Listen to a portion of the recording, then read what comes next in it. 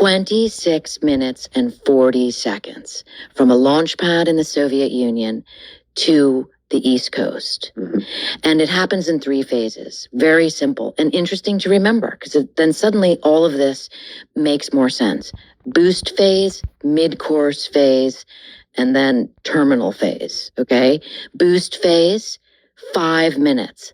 That's when the rocket launches. So you just imagine a rocket going off the launch pad and the fire beneath it. Again, that's why the satellites can see it, okay? Now it's becoming visual. Now it makes sense to me, right? 5 minutes, and that's where the rocket can be tracked. And then imagine learning, wait a minute, after 5 minutes, the rocket can no longer be seen from space. The satellite can only see the hot rocket exhaust. Then the missile enters its mid-course phase, 20 minutes.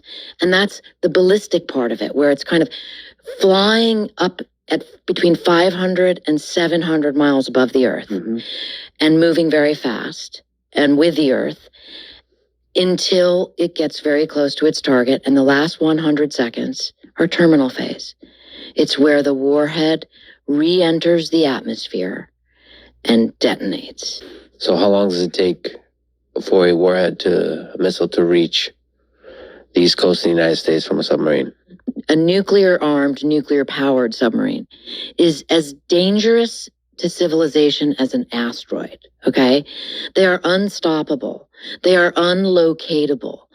The former chief of the nuclear submarine forces, Admiral Michael Connor, told me it's easier to find a grapefruit-sized object in space than a submarine under the sea, okay? So these things are like hell machines. And they're moving around throughout the oceans, ours, Russia's, China's, maybe North Korea's, constantly.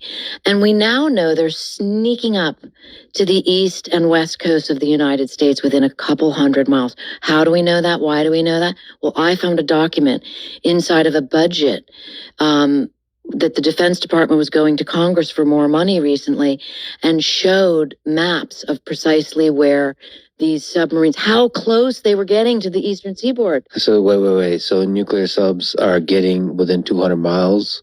Couple hundred miles, yes. They weren't precise on the number, but when you look at the map, yep. And that's when you're talking about under 10 minutes from launch to strike. Undetectable. In real time, you cannot find a nuclear submarine.